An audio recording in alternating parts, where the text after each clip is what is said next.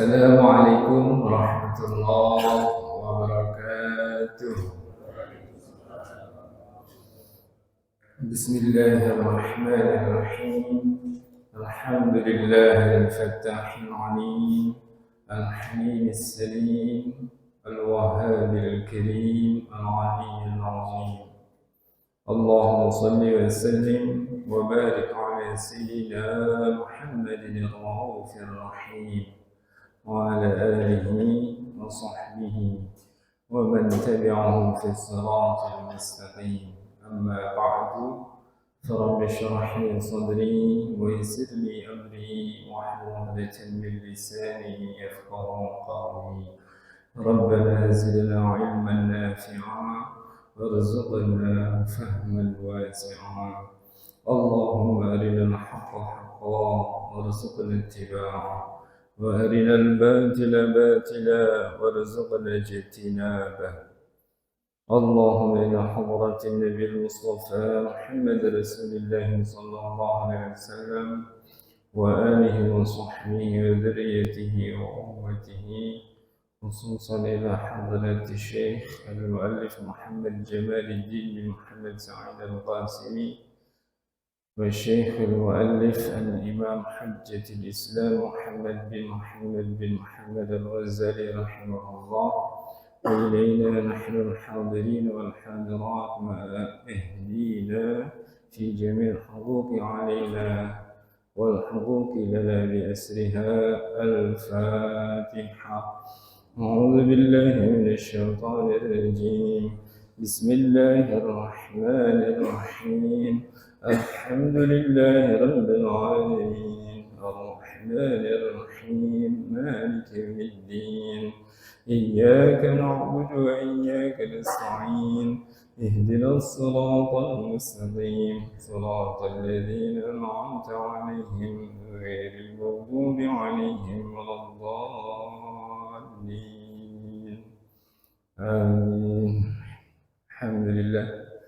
Yang dimuliakan Allah Subhanahu wa Ta'ala, para keturunan Nabi kita Nabi besar Muhammad sallallahu alaihi wasallam, baik yang kita sudah kenal maupun yang kita belum kenal. Yang dimuliakan pula para ulama waris Nabi sallallahu alaihi wasallam, guru-guru kita. Ya, semoga Allah Subhanahu wa Ta'ala sambungkan kita betul-betul secara hakiki kepada Nabi kita Muhammad SAW melalui keberkahan guru-guru kita dan keturunan Nabi SAW. Yang terhormat Ketua DKN Pak Haji Edi Mustafa beserta jajarannya, serta hadirin dan hadirat sekalian yang dirahmati Allah Subhanahu wa Ta'ala. Alhamdulillah, pagi hari ini sebenarnya bab sujud sudah selesai pertemuan sebelum ini, dan kita bisa masuk kepada bab baru, yaitu at-tasyahud. Tetapi pada kesempatan kali ini saya ingin sedikit mengulas kaitan antara ruku dan sujud. Apa yang ingin saya ulas? Yang ingin saya ulas adalah makna rohaninya, hikmah ruhiyahnya untuk kita, agar sujud yang kita lakukan, begitu pula ruku yang kita lakukan, tidak sekadar menjadi rutinitas fisik belaka, tapi betul-betul menjadi mau'izah sesuai judul kitab ini, Mau'izatul Mu'minin. Betul-betul menjadi nasihat untuk batin kita, dalam bersikap, berbuat, bertindak. Intinya agar segala tindakan kita, perbuatan kita, sikap kita betul-betul menjadi ibadah yang baik kepada Allah Subhanahu wa Ta'ala. Sebagaimana salah satu doa yang sering dipanjatkan, ya Allahumma a'inna ala dzikrika wa syukrika wa husni ibadatika. Ya Allah, tolonglah kami ala dzikrika untuk berzikir kepadamu, wa syukrika dan bersyukur kepadamu, wa husni ibadatika dan beribadah kepadamu husn dengan baik. Itu artinya bukan ibadah yang asal-asalan, apalagi sampai ibadah yang salah atau tidak sah, gitu ya. Alhamdulillah. Nah, persamaan antara ruku dan sujud ya, bisa kita lihat dari bacaannya. Bacaannya sama-sama tasbih. Gitu, berbeda dengan saat berdiri pertama kali, bahkan dengan berdiri kedua kali, yaitu berdiri bangun dari ruku. Ya. Iktidal itu kan posisinya lebih dekat dengan ruku daripada sujud. Sujud sudah diselingi oleh iktidal, tapi bacaan yang sama dengan ruku adalah sujud, bukan iktidal. Gitu. Ya. Duduk di antara dua sujud, bacaannya juga beda lagi. Tetapi bacaan ruku dan sujud sama-sama tasbih. Kalau dalam mazhab Syafi'i, ya, beda di ujungnya, kan gitu. Kalau ruku subhana rabbiyal azimi wa bihamdi, kalau sujud subhana rabbiyal a'la wa bihamdi. Ya, tetapi dalam mazhab lain berdasarkan riwayat hadis lain bacaan tasbihnya sama. Ada yang bacaan tasbih ruku dan bacaan tasbih sujudnya sama, tidak berbeda. Dan intinya memang bacaannya tasbih. Apakah makna tasbih? Nah, disinilah persamaan ruku dan sujud. Tasbih ya, yang secara harfiah ya, bisa diterjemahkan ketika kita mengucapkan subhanallah misalnya, atau subhanaka, atau subhana rabbiyal azim wa bihamdi. Subhana rabbi berarti maha suci Tuhanku. Ini adalah ungkapan pengagungan yang timbul setelah kekaguman. Jadi ketika seorang hamba kagum dengan tanda-tanda kekuasaan Allah, gitu, ya, maka timbullah ucapannya subhanaka, maha suci engkau ya Allah. Gitu. Salah satu contohnya adalah bagaimana Allah menyebutkan tentang perjalanan Isra kekasihnya Nabi Muhammad SAW diawali juga dengan tasbih. Subhanalladzi asra bi'abdihi lailan minal masjidil haram ilal masjidil aqsa. Karena Isra sungguh perjalanan yang sangat menakjubkan. Ya, yang bahkan ketika itu sangat sulit untuk dipercaya oleh akal manusia. Bukan hanya akal manusia biasa, artinya orang-orang non-muslim, bahkan orang-orang Islam saat itu pun sulit menerima, kecuali satu sahabat, Abu Bakar As-Siddiq radhiyallahu anhu. Itulah sebab beliau mendapat gelar As-Siddiq.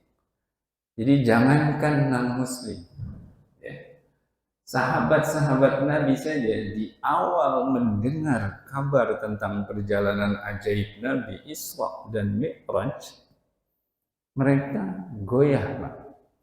Kenapa? Karena nggak masuk ke akal pikiran mereka. Apalagi dengan teknologi zaman itu. Kendaraan tercepat yang ada saat itu hanya kuda. Kalau sekarang ada pesawat supersonik bahkan. Iya kan? Gitu. Nah dulu, ya, sepeda aja belum ada. Motor belum ada. Mobil, pesawat apa lagi. Kuda, kendaraan tercepat. yang dengan kuda saja makan waktu berbulan-bulan untuk menempuh perjalanan dari Masjidil Haram ke Masjidil Aqsa. Sehingga akal pikiran mereka saat itu sulit menerima. Nah, ketika akal sudah bisa menerima dengan dasar keimanan dan itu diteguhkan oleh keimanan Abu Bakar As-Siddiq radhiyallahu anhu, sehingga keimanan para sahabat yang lain terselamatkan. Sadar kembali dengan pokok keimanan bahwa Rasul Allah, utusan Allah tidak mungkin bohong. Jadi yang disampaikan pasti benar. Dengan dasar keimanan itulah akhirnya selamatlah keimanan para sahabat yang lain. Jadi para sahabat yang lain sebenarnya punya utang jasa kepada Sayyidina Abu Bakar atas keselamatan iman mereka. Sehingga sangat wajar Sayyidina Umar bin Khattab radhiyallahu anhu ketika dibandingkan antara dirinya dan Abu Bakar As-Siddiq radhiyallahu anhu, beliau mengakui, saya mengalahkan satu harinya Abu Bakar saja tidak sanggup. Diri saya kalau dibandingkan dengan Abu Bakar, kata Sayyidina Umar, saya seumur hidup saya untuk mengalahkan nilai satu harinya Abu Bakar saja nggak bisa. Contohnya satu hari saat terjadi peristiwa Isra, ya, dan nanti kemudian di kemudian hari saat terjadi perjanjian Hudaybiyah, nah hampir serupa apa yang dialami oleh para sahabat. Para sahabat sempat goyah lagi ketika perjanjian Hudaybiyah karena Nabi sebelum berangkat sudah mengabarkan bahwa kita akan berhaji. Ternyata nggak jadi. Ini kan goyah juga. Loh, kan Nabi udah ngomong kita akan berhaji. Kok ini nggak jadi? Nabi salah bagaimana nih ngomongnya? Nah, gitu. Tapi sekali lagi Sayyidina Abu Bakar As-Siddiq meneguhkan keimanan para sahabat yang lain dengan keteguhan iman beliau yang betul-betul selalu mempercayai, membenarkan apapun yang datang dari Allah dan Rasulnya Sallallahu Alaihi Wasallam, walaupun andai pun ya di atas nalar akal kita. Ya, nah, kembali kepada sujud dan ruku. Jadi ya untuk orang ya betul-betul bisa mengagungkan Allah Subhanahu wa taala kan harus mengenal keagungan Allah itu sendiri. Kalau belum melihat tanda-tanda keagungannya, berarti dia akan sulit untuk betul-betul mengagungkan Allah. Ya, makanya banyak perintah ya, di dalam ayat Al-Qur'an, perhatikanlah alam raya ini. Dan di antara ciri orang-orang beriman, alladzina yadhkurullaha qiyaman wa qu'udan wa 'ala junubihim wa yatafakkaruna fi khalqis samawati wal ardh.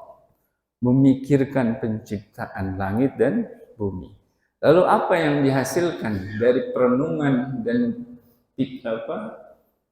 tafakkur kita tentang penciptaan langit dan bumi? Kekaguman akan penciptaan Allah, sehingga keluarlah ucapan Rabbana ma khalaqta hadza batila subhanaka. Tasbih lagi kan? Rabbana ma khalaqta hadza batila. Setelah paham, tidak ada satupun penciptaan Allah yang sia-sia, apalagi salah. Walaupun Allah menciptakan tadi, walaupun Allah menciptakan bakteri dan virus, walaupun Allah menciptakan penjahat orang kafir seperti Fir'aun, ma khalaqta hadza batila. Yang timbul subhanaka, maha suci engkau, kagum, mengagungkan Allah.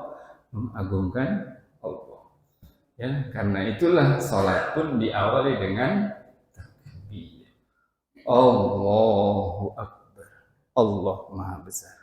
Jadi sebenarnya orang yang berangkat ke hadirat Allah melalui salatnya ia sudah berangkat dari keyakinannya akan keagungan dan kebesaran Allah yang tak tertandingi. Bahkan sebenarnya tak tergambarkan. Batas-batasnya itu tak tergambarkan. Kenapa? Ya tak terbatas. Tak terjangkau oleh batas akal kita. Ya, nah ini persamaan antara ruku dan sujud. Jadi dua-duanya sama-sama mengagungkan Allah. Nah, pertanyaan kedua atau pertanyaan berikutnya, bedanya di mana? Kan gitu. Ya. Ini dua-duanya sama-sama mengagungkan Allah. Perbedaannya di mana? Nah, perbedaannya bisa kita lihat dari posisinya. Ruku itu membentuk garis horizontal. Ya, badan kita membentuk garis horizontal. Sementara sujud itu membentuk garis vertikal. Artinya, sujud itu pengagungan Allah langsung kepada Allah. Sehingga sikap sujud dilarang oleh agama, oleh Allah, kalau itu kita lakukan kepada sesama makhluk. Gak boleh. Contoh sabda Rasulullah, andaikan sujud boleh dilakukan sesama makhluk atau sesama manusia, kuperintahkan istri sujud kepada suami. Karena saking kuatnya istri harus menghormati, memuliakan, mengagungkan suami. Tapi karena sujud tidak boleh, hanya Allah, maka tetap istri tidak boleh sujud kepada suami. Berarti bolehnya ruku. Berarti ruku. Kenapa? Karena ruku memang bentuk pengagungan kepada Allah yang horizontal melalui ciptaan-ciptaan Allah yang ada di hadapan dan di sekitar kita. Bukan yang langsung. Ya, kita misalnya katakanlah kita seorang maestro. Kita punya karya yang kita buat. Ya, kita punya karya yang kita buat. Ya. Kalau maestro lukis kan berarti punya lukisan-lukisan bagus gitu ya, lukisan-lukisan. Nah, andai ada orang yang begitu memuliakan, ya, mengagungkan karya ciptaan kita, berarti kan dia sebenarnya mengagungkan kita. Sebaliknya, kalau ada orang yang menghina karya kita, berarti dia sebenarnya menghina kita. Menghina sang pembuat. Begitu juga, kalau ada orang menghina ciptaan Allah, berarti ia sebenarnya menghina sang pencipta. Gitu. Saya kemarin sempat lihat, mungkin ada juga yang lihat, ada video dialog antara dua anak-anak, kira-kira dua anak SD. Mohon maaf, anak yang satu ya, kulitnya sangat hitam. Ini berdua nih kawan akrab lagi jalan. Yang satu kulitnya sangat hitam, lagi lewat jalan ada orang yang ngatain, manggil-manggil, hitam, nangis Pak tuh yang anak kecil yang kulit hitam. Nangis, dikatain, dihina, diledek sama orang lain. Yang ngeledek orang dewasa, bukan sesama anak-anak. Hitam. Anak kecil nangis gitu, karena yang ngatain orang dewasa. Kalau yang ngatain anak lebih kecil mungkin dipukul sama dia kan. Jadi orang dewasa yang ngatain. Tapi nasihat temannya apa? Kamu nggak usah sedih. Kita ini diciptakan oleh siapa? Kata temannya nasihatnya. Allah, sambil nangis tuh jawab. Berarti dia sebenarnya menghina Allah, bukan menghina kamu. Tenang aja. Gitu. Ini anak kecil paham gitu. Menghina ciptaan Allah berarti menghina sang pencipta. Berarti ini anak kecil, andai pun belum sholat, dia udah bisa ruku. Berarti dia sudah bisa ruku, bisa mengagungkan Allah lewat ciptaan-ciptaan. Orang dewasa yang ngatain, berarti walaupun dia mungkin tiap hari tahajud di rumah malamnya, dia belum pernah ruku. Dia belum bisa ruku berarti. Walaupun badannya ruku, jiwanya dia belum bisa ruku. Gitu. Berarti rukunya belum terbentuk dalam batinnya. Jiwanya belum sholat berarti. Itu baru badannya. Andai pun ya sehari-hari melakukan sholat. Gitu. Jadi ketika seseorang betul-betul mengagungkan Allah, maka apapun yang merupakan karya Allah pasti diagungkan. Jangankan karya Tuhan kita, kalau kita punya guru besar, punya orang kita hormati, ini ada karyanya, kita hormati. Kita punya orang yang sangat kita cintai, ini ada benda miliknya, walaupun benda itu bukan yang harganya mahal, cuma kertas. Ya, kalau zaman dulu kan sering kirim surat menyurat, ya. Itu kalau sekarang udah nggak ada lagi, antar kekasih kirim surat pakai kertas kan gitu. Andai ini kan, nah ada surat selembar sudah lusuh, kenapa begitu disimpan, dimuliakan, dijaga?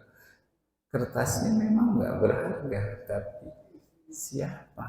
Ini dari siapa? Kan gitu, ya kan? Nah, itu berarti ketika seorang kekasih memuliakan sesuatu yang terkait dengan kekasihnya, dia bukan memuliakan benda itu. Yang dia muliakan, yang dia agungkan adalah yang terhubung dengan benda ini. Siapa? Pengirimnya, pembuatnya, pemiliknya. Ya, jadi Rabbana ma khalaqta hadza batila subhanaka. Maka pengagungan kepada Allah, siapapun yang betul-betul mengagungkan Allah, ia harus menghargai seluruh makhluk Allah. Semua makhluk. Gitu. Nah, kalau semua makhluk saja harus dimuliakan, diagungkan, apalagi kalau di antara makhluk-makhluk itu ada hamba-hamba Allah yang Allah lebih muliakan. Berarti kita pun lebih memuliakan. Siapa contoh para nabi dan para rasul? Berarti harus kita lebih muliakan. Bahkan orang beriman saja, siapapun orang itu, asal di hatinya ada iman, Allah lebih memuliakannya daripada Ka'bah. Sekarang berani nggak ada yang merusak Ka'bah? Berani nggak di antara kita merusak Ka'bah? Kenapa? Hati kita mengagungkan sang pemilik Ka'bah. Ka'bah kalau dilihat fisiknya, ya kan cuma tembok batu. Tapi berani kita tendang. Berani. Berani kita pukul-pukul. Ya berani kita. Terus kalau kita ditanya, kamu takut sama batu? Gitu. Apa iya kita takut sama batu? Bukan, saya takut sama Tuhan pemilik ini. Iya kan? Gitu. Kita punya orang tua yang sudah sangat tua, sudah renta, sudah lemah atau bahkan mungkin sudah jompo. Berani kita dorong, kita jorokin dari jatuh. Kita sehat, gagah. Lagi makan, kita pukul tangannya, lagi nyuap, berani. Lagi jalan, kita selengkat, berani. Dia nggak akan bisa balas, udah lemah. tapi kita tetap takut. Kenapa? Kita bukan takut sama orang tua, takut sama Allah yang menciptakan orang. Nah, untuk memudahkan kita mengamalkan pengagungan Allah melalui ciptaan-ciptaannya, alhamdulillah Pak, Allah menurunkan perintah. Jadi ketika ada perintah dari Allah untuk mengagungkan orang tua, itu memudahkan kita. Oh, itulah salah satu tempat kita mengagungkan Allah lebih daripada pengagungan melalui makhluk lain. Ada perintah cintailah Nabi melebihi seluruh manusia dan seluruh makhluk. Itu memudahkan kita untuk mengagungkan Allah melalui pengagungan kita kepada Nabi Muhammad SAW di atas seluruh makhluk. Gitu. Ya, ketika Rasulullah SAW menyampaikan ancaman, ya, bahwa dosa menyakiti hati seorang mukmin lebih besar daripada merusak Ka'bah, ini memudahkan kita untuk belajar bahwa kita harus lebih mengagungkan saudara kita sesama mukmin daripada mengagungkan Ka'bah itu sendiri. Karena bagi Allah hati seorang mukmin itu lebih Ka'bah daripada bangunan Ka'bah di Masjidil Haram. Hati seorang mukmin kan rumah tempat Allah tinggal dalam diri kita. Dalam hati setiap orang beriman ada Allah di situ, nama Allah. Ya kan? Gitu. Ada kamu di hatiku, kan bukan orang yang ada di hati kita kan? Ya, ada kamu di hatiku, apa orangnya ada di hati kita. Awas nih, hati-hati. Kadang-kadang ada yang kurang akal gitu. Ketika kita bilang ada Allah di hati orang, berarti Allah enggak begitu. Ya, ada kamu di hatiku, memang orangnya ada di hati kita. Maksudnya apa? Kecintaan kita. Yang ada ini kecintaan, kepercayaan, keyakinan, iman. Nah, makanya hati orang beriman itu lebih patut dimuliakan dan diagungkan daripada bangunan Ka'bah di Masjidil Haram. Nah, karena itu orang yang rukuknya benar, maka perilakunya kepada sesama hamba Allah bahkan kepada seluruh makhluk Allah akan selaras dengan pengagungannya kepada Allah. Ya, jadi ketika seorang mukmin begitu mengagungkan dan memuliakan Rasulullah SAW, seperti telah dipraktikkan oleh para sahabat, ya, para sahabat radhiyallahu anhu, dahaknya Rasulullah itu jadi rebutan mereka. Ya, dahak Rasulullah ini dalam hadis sahih, ya, kesaksian orang yang saat itu bahkan belum masuk Islam. Ya, beliau menceritakan bagaimana ketika Rasulullah SAW hendak membuang dahak, bukan ludah, dahak. Karena kalau ludah mungkin nggak dibuang, ditelan. Kita jarang buang ludah. Ya, kalau ludah telan. Jarang kita buang ludah. Tapi kan kalau ada dahaknya kita batuk, masa kita telan? Kan gitu, kecuali terpaksa, ya kan? Ya, atau kita lagi pilek misalnya kan, gitu, ada dahaknya, jadi dibuang. Nah, kesaksian itu menyatakan bahwa bila Rasulullah SAW hendak membuang dahak, para sahabat berebut menengadahkan tangan untuk menjadi tempat Rasulullah SAW buang dahak. Di tangan mereka Rasulullah buang dahak. Itu sahabat berebut biar Rasulullah buang dahak di tangannya. Setelah Rasulullah dapat dahak Rasulullah, diapain? Dibuang, keluar? Enggak, Pak. Digosok, diusap ke seluruh tubuh. Diusap. Sahabat yang enggak kebagian, akhirnya apa? Meper, Pak, ke sahabat yang dapat.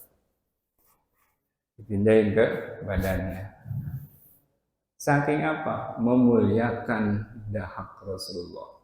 Apa? Karena memuliakan Rasulullah. Kenapa? Karena memuliakan Allah.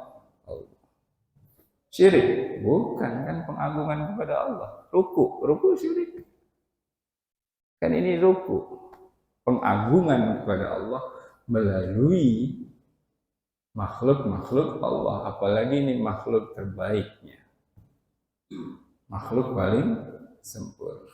Di hadis lain bahkan, ya, di hadis lain ada sahabat yang meminum darah bekas Rasulullah SAW berbekam.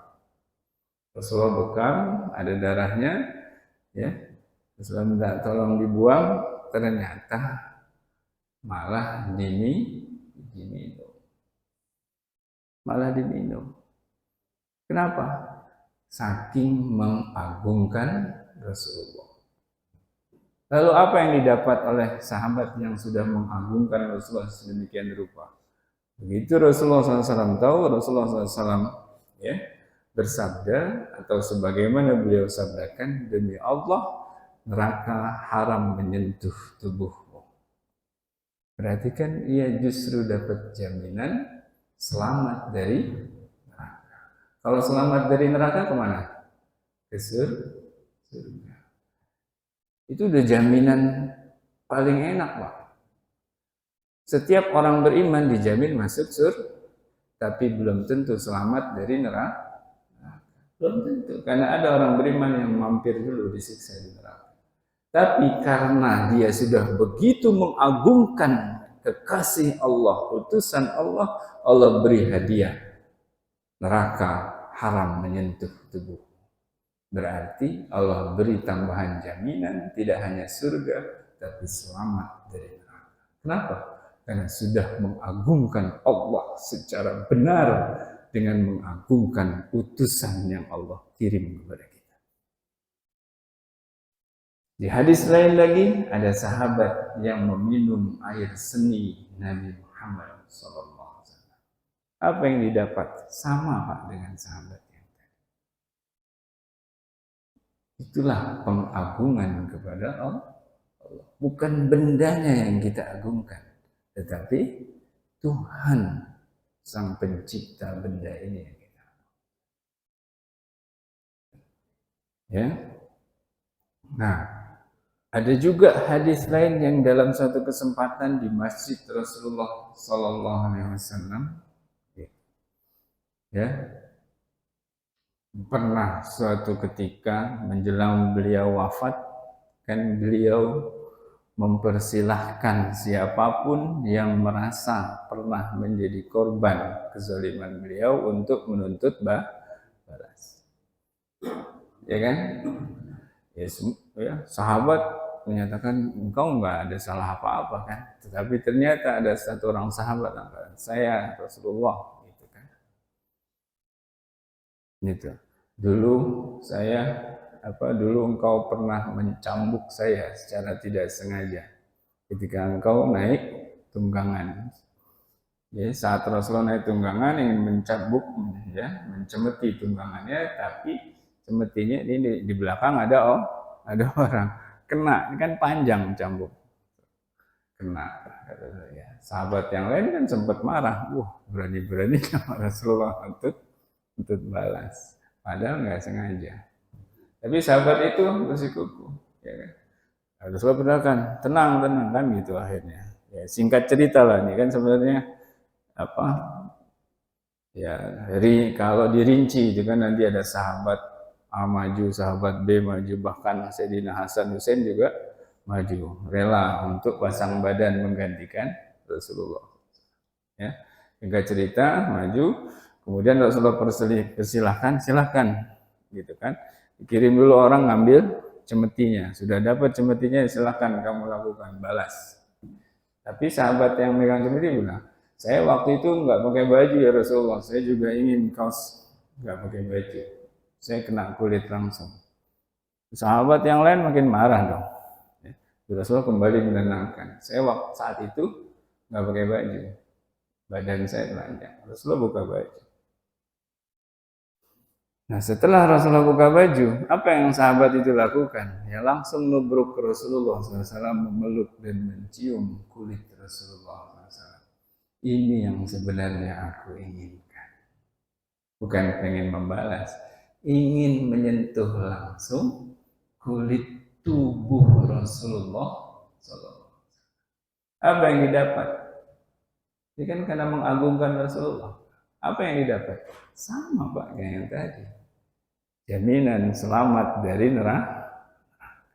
neraka, haram menyentuh kulitmu. Kenapa? Karena kulitmu sudah menyentuh kulitku. Berarti gimana enaknya yang jadi istri Rasulullah ya? Ya Bu? Ya, ada sahabat laki yang cuma sekali bersentuhan dengan kulit Rasulullah, kulit tubuhnya, memeluk kulit Rasulullah. Dapat jaminan selamat dari neraka. Yang jadi istri Rasulullah gimana? Nah, enak banget. Ya, bebas. Ya kan? Bukan nyentuh kulitnya aja, nelen ludahnya, wah segala macam. Mana suami istri ya.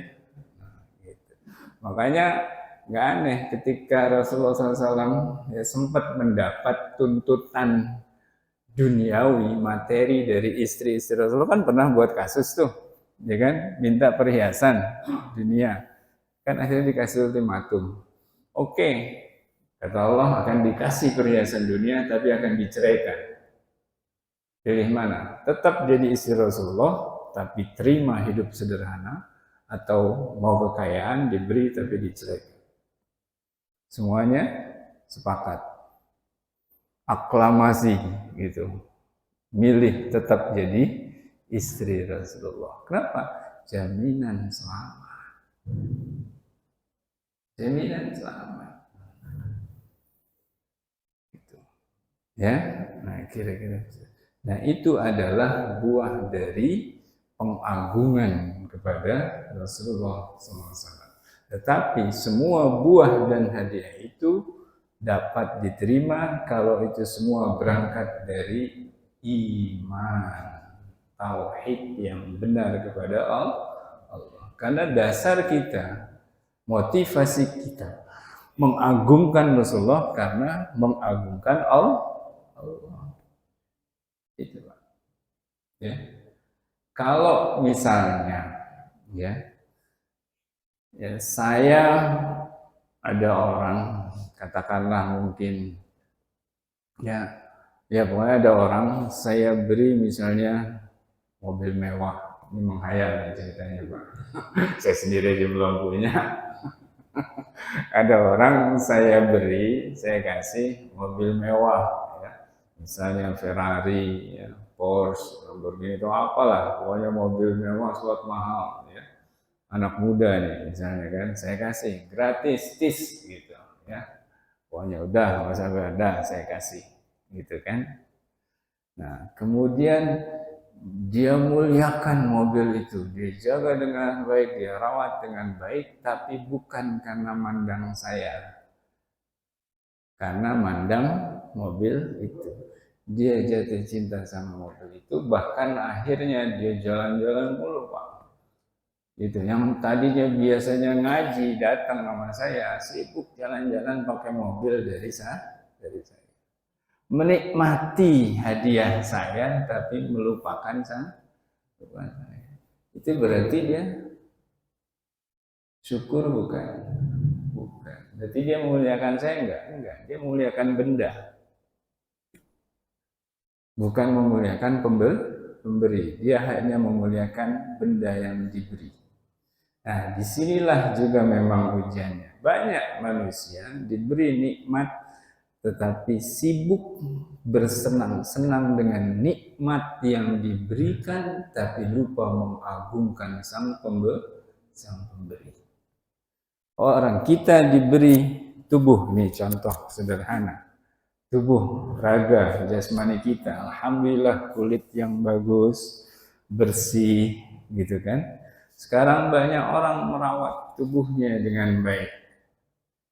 Tetapi kalau bukan niatnya karena bersyukur dan mengagungkan pencipta tubuh ini, maka dia tidak gunakan tubuhnya untuk sholat, ruku, dan sujud kepada Allah. Dia mau mengeluarkan biaya mahal untuk make up, kosmetik, operasi plastik, misal, gitu kan? Ini itu untuk menjaga, merawat keindahan raganya.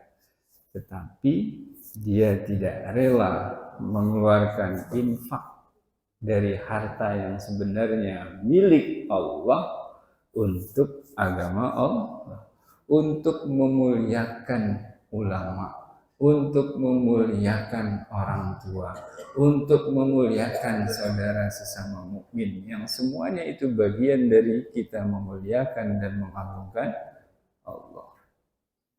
Kalau buat make up juta-juta gampang keluar. Buat tetangga yang miskin setahun sekali zakat doang. Itu juga karena zakat wajib. Kalau nggak wajib juga mungkin nggak keluar. Iya kan? Gitu.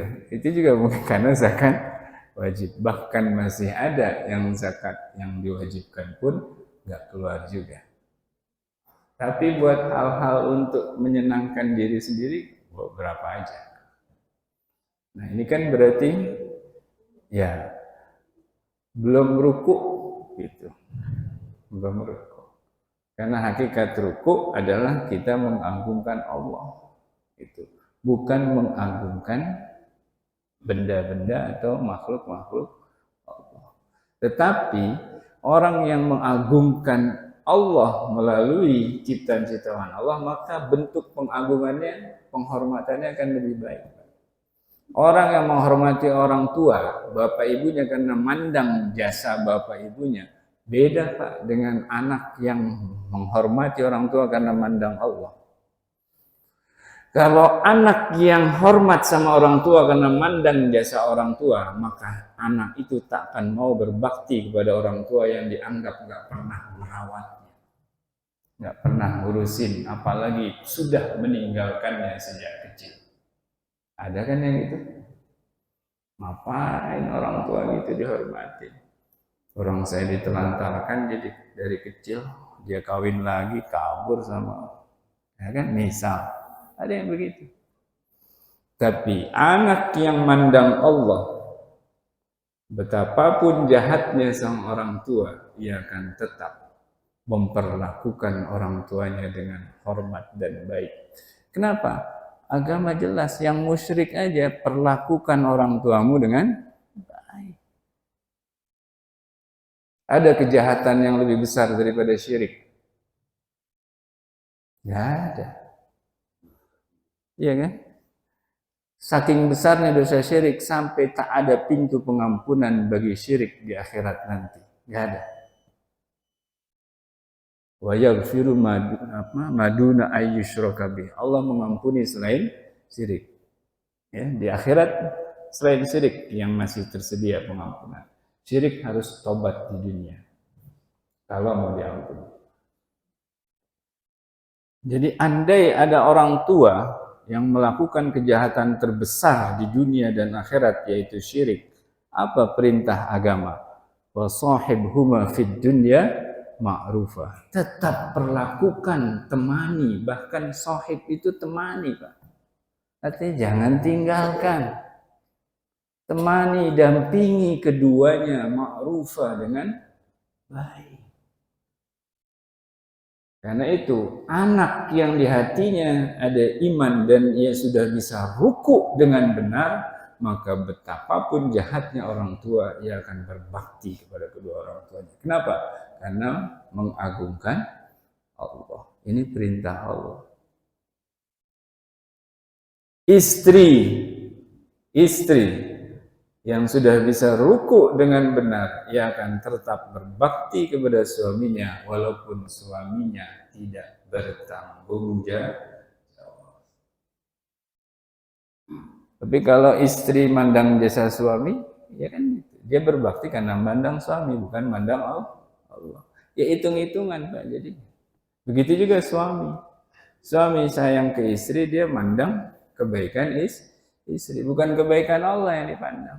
Akhirnya hitung-hitungan, kurang lebihnya, cacatnya, apanya, dihitung. Jadi kan perhitungan. Nah, sementara sebenarnya kita kan pengen masuk surga tanpa dihitung. Mau nggak masuk surga tanpa hisab? Jangan hitung-hitungan kita sendiri. Kalau kita sendiri nggak mau dihitung, jangan hitung-hitungan. Ya, kita kan pengen nih masuk surga bighairi hisab, tanpa dihitung. Berarti selain kita doa minta, berarti ikhtiar kita apa? Ya kita pun jangan hitung-hitungan. Insya Allah. Kalau kita tidak hitung-hitungan, ya, gitu, maka kita nggak akan dihitung. Gitu. Nah ini ya, jadi rukuk adalah pengagungan kepada Allah melalui ciptaannya, makhluknya, hamba-hambanya, apalagi yang hamba-hamba memang dimuliakan secara lebih oleh Allah. Dan berarti urutan kita mengagungkan pun harus sesuai Pak, hierarkinya dengan hierarki yang Allah ajarkan. Yang pertama para nabi, dan diantaranya buat kita umat Muhammad dan sebenarnya buat siapapun Nabi Muhammad SAW itu di antara makhluk Allah yang kita agungkan dalam rangka pengagungan kita kepada Allah, nomor satu Nabi Muhammad SAW. Dari Nabi Muhammad berarti turun keluarganya, keturunannya. Ini berarti ada di sini Pak, hierarkinya. Makanya saya tadi sampaikan salam penghormatan yang pertama kepada keturunan Nabi Muhammad SAW. Zuriyah, karena mengagungkan zuriyah berarti mengagungkan Nabi, bukan Nabi berarti mengagungkan Allah. Nomor dua apa? Pewaris Nabi. Siapa? Ulama, alim, ustaz, kiai, ajengan. Ini hierarki nomor dua yang harus lebih kita agungkan. Makanya saya pun menyampaikan salam penghormatan yang kedua untuk para ulama. Yang berikutnya siapa? Para sesepuh, pimpinan lingkungan kita, baik lingkungan tempat tinggal, lingkungan kerja, organisasi, sesuai dengan situasi dan kondisi dan tempat kita berada. Makanya yang ketiga, baru saya sampaikan salam penghormatan kepada DKM. Ini mohon maaf Pak Haji ya, bukan saya merendahkan. Ini saya mengamalkan penghormatan, pengagungan sesuai dengan ajaran agama. Ada orang kaya harus dimuliakan. Ada nggak perintah memuliakan orang kaya? Nggak ada. Ya, kan gitu. Yang ada justru perintah memuliakan kaum doa berikutnya. Ya kan? Itu ya. Nah, sekarang salah satu kekeliruan kita bersama ya. Kenapa saya katakan bersama? Karena banyak terjadi, walaupun tidak semua orang ya. Tapi umum terjadi saat ini. Lebih memuliakan orang kaya, orang berharta daripada orang berilmu. Padahal yang ada perintah memuliakan orang berilmu. Saking tingginya Pak, pemuliaan Allah kepada orang berilmu. Ada hadis sahih, saya katakan sekali lagi sahih, tertulis, tercatat, ditulis dalam kitab Lubabul Hadis, ya. Karangan susunan Imam Jalaluddin As-Suyuti Al-Hafiz ahli hadis. Ya, man zara aliman faka'annama zarani. Barang siapa mengunjungi orang alim, kata Rasulullah SAW, seakan-akan ia berkunjung kepadaku. Kenapa? Dalam dirinya ada ilmuku. Wa man safaha aliman faka'annama safahani, dan barang siapa bersalaman dengan orang alim seolah-olah ia bersalaman denganku karena ia bersalaman dengan ilmuku. Mau nggak salaman sama Rasulullah? Mau. Ada orang alim dekat kita nggak mau salaman. Benar mau salaman sama Rasulullah. Mau nggak cium tangan sama Rasulullah? Ada orang alim nggak mau cium tangan. Berarti nggak mau mencium tangan Rasulullah.